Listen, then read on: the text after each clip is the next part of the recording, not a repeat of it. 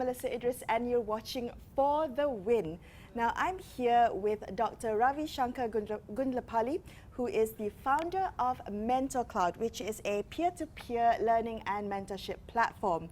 Now welcome to the show, Dr. Ravi. Thank you so much. Yeah, that sounds good. So he's also the author of The Art of Mentoring, and that's exactly what we're going to be talking about today, all things mentoring, so the relationship between mentors and mentees. Now, Dr. Ravi, for me, when I think about mentor-mentee relationship, I think a mentor is someone who's a lot older with a lot of knowledge and experience and willing to share that with a younger mentee who's fresh and eager and enthusiastic. And that for me is a mentor-mentee formal professional relationship. Is that how you would define it as well? Yeah, you know, traditionally that's how people define, but mentorship has nothing to do with age. It has nothing to do with age. I define mentorship as a good sort of, good human relationship between two people that genuinely want to learn and share with one another. So mentoring is a relationship between two individuals where there is sharing and learning. So it need not be from older to younger. So that's the olden days. Today, I can learn from somebody younger to me, somebody older to me. It could be a peer. It could be peer to peer as well. So there are a lot of things that we know, a lot of things that we don't know. So for things that I know, I want to share. For things that I don't know, I want to learn. Doesn't matter where it comes from. Isn't that what colleagues and friends do anyway? I mean, how is that slightly, how is a mentor-mentee relationship different from, you know, this intangible relationship or this informal relationship you have with your friends and colleagues? Absolutely. So lot of things that happen, you know, with your colleagues or friends, I call them sort of incidental. Yes. You just go for lunch, you just chat about weather or politics, something new, very incidental. But mentoring is a very intentional conversation. It's planned for with a specific intent. A new employee that's wants to know about the company's culture, or an entrepreneur that wants to learn how to grow the company internationally. So there is a specific need, and there is an intentionality around it. And if companies can do such kind of conversations with an intentionality behind it, then they can actually move the needle and create a very productive and very engaged workforce. Okay, so we'll talk a little bit about that, about how companies can leverage the art of mentoring to increase employee productivity. But coming back to the basics of mentorship and the mentor-mentee relationship, I mean, you describe a mentor, using very simple terms. So you described it in 4 words, didn't you? Yes. Yes. So why don't you tell us how you describe it? I say that mentorship is not rocket science. It's actually simple. Being a good human being is all what mentoring is all about. Because human beings inherently we like to share, and we're also curious.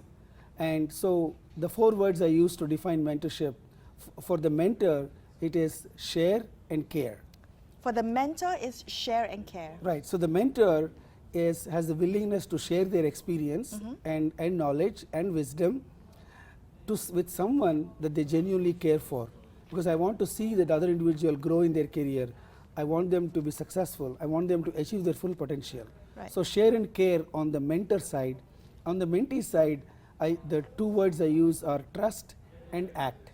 Because as a mentee, I have to trust my mentors. I have to believe in the experience that they have, which is why I have chosen them in the first place. But trusting them is not enough. I have to take action. If they ask me to read a book, I should read and send them what I learned from it.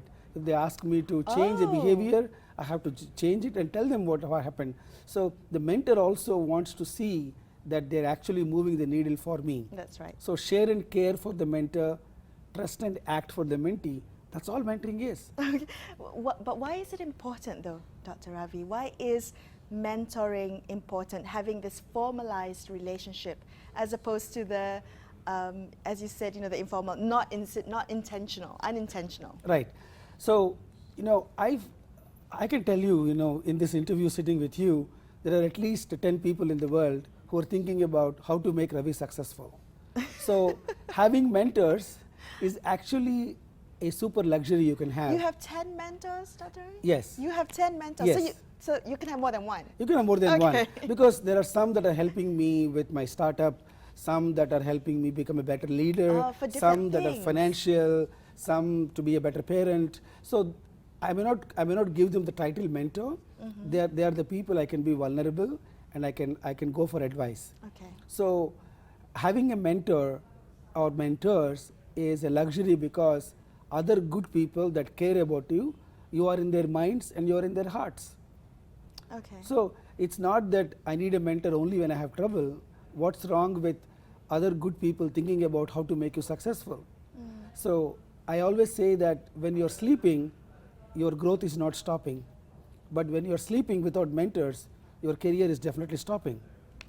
So that's why having mentors means your career continues to grow. Continues to grow because someone else is thinking about it while you're not. Exactly. Okay. And on being a mentor, it's the smartest things you can do, because you can tell all day long how great you are, but imagine other people telling your story. I guess, okay, I do want to kind of delve into that a little bit, what makes a good mentor. But before that, you know, I'm just wondering why that relationship not just is important for the mentee and the mentor, but what you get out of it. What benefits do you get out of having this formal mentor-mentee relationship, you know? Right. Beyond just the advice of someone thinking about your life while you're not. Yes, exactly. I mean, as an individual, it's sort of, as a mentor, you're actually sort of demonstrating your own leadership skills.